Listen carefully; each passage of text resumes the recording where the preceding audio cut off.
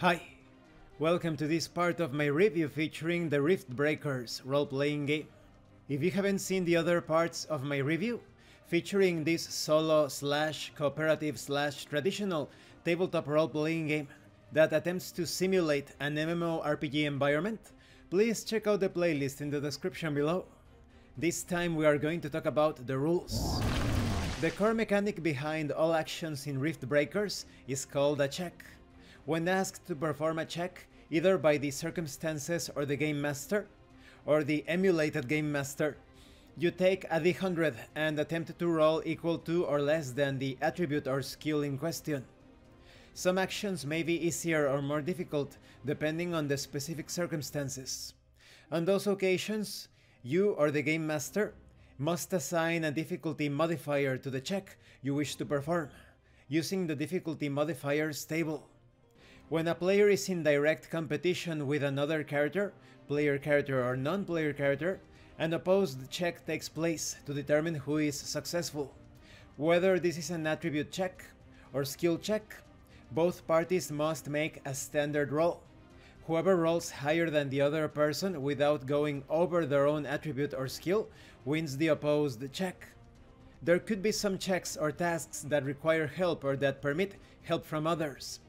A single character makes the check, while those helping the character temporarily grant +10 to the skill.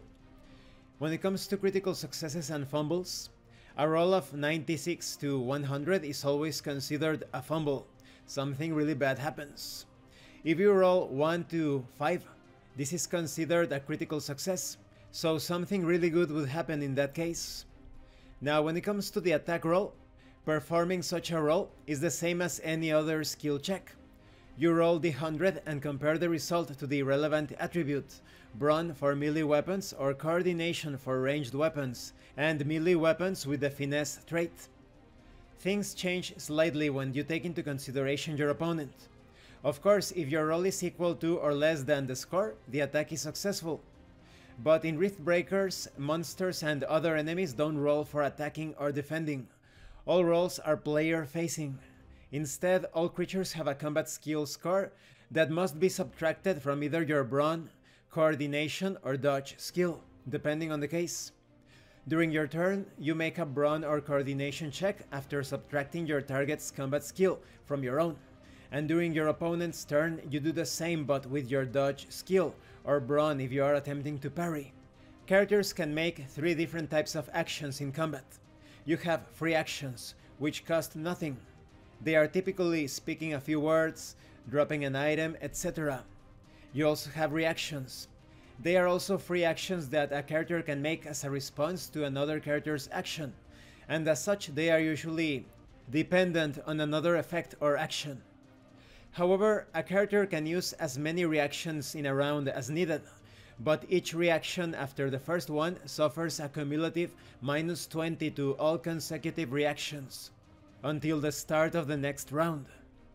When it comes to standard actions, they are at the core of an action round.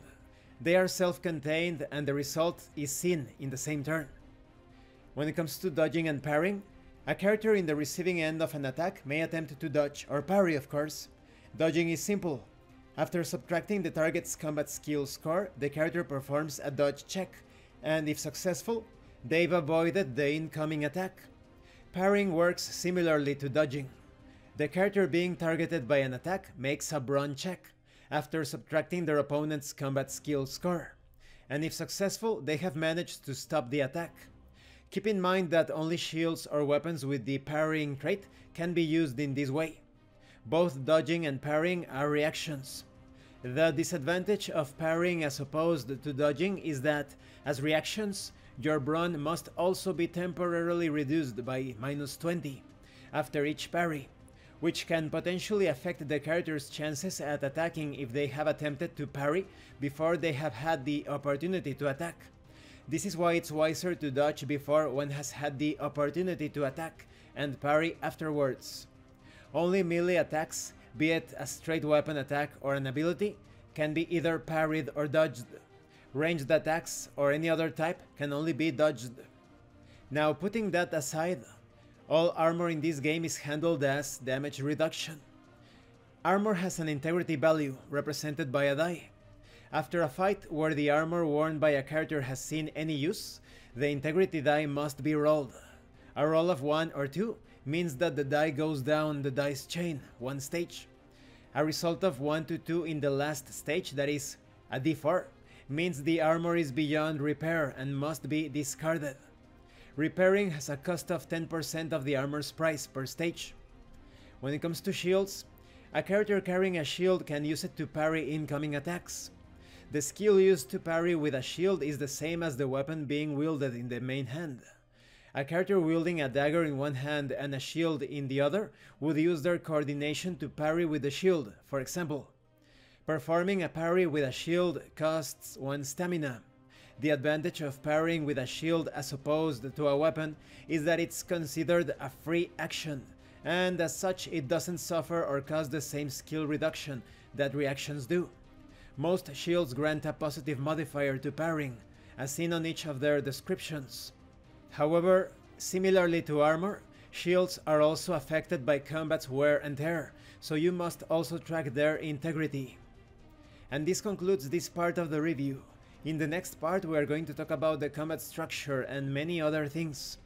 As you can see, the combat actions that you can take are quite simple, but there are some nuances to consider.